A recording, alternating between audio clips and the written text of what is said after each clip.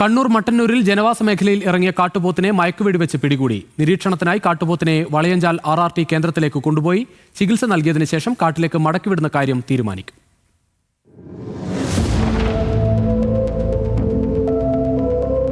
ഒരാഴ്ചയായി ശിവപുരം, കിളിയങ്ങാട്, മേറ്റടി, ചിത്രാരി തുടങ്ങിയ പ്രദേശങ്ങളിൽ ആശങ്ക വിതച്ച കാട്ടുപോത്താണ് ഒടുവിൽ പിടിയിലായത്.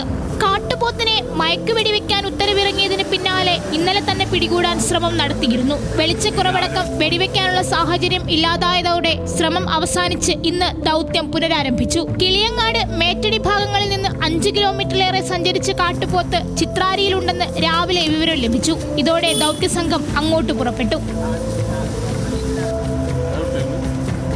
ഉച്ചയ്ക്ക് 12 മണിക്ക് ചാലോട് ഇരിക്കൂർ റോഡരികിലെ പറമ്പിൽ കാട്ടുപോത്ത് മയക്കുവെടിയേറ്റു വീണു. പിന്നാലെ പെയ്ത കനത്ത മഴയെ അവഗണിച്ച് ഡോക്ടർ ഇല്യാസ് റാവുത്തറിന്റെ നേതൃത്വത്തിൽ പ്രാഥമിക പരിശോധനയും ചികിത്സയും. പിന്നാലെ RRT കേന്ദ്രത്തിലേക്ക്. ഹോസ്പിറ്റലുണ്ട് ആറിലത്ത്. നമ്മൾ അവിടെ കൊണ്ടുപോയിട്ട് ഇതിൻ്റെ ഹെൽത്ത് ഒന്ന് മോണിറ്റർ ചെയ്യും. ഇതിൻ്റെ ഡിസിഷൻ ഡോക്ടറിൻ്റെ ആണ്. ഹെൽത്തി ആണെങ്കിൽ നമ്മൾ ഇതിൻ്റെ ഹാബിറ്റാറ്റിലേക്ക് റിലീസ് ചെയ്യും.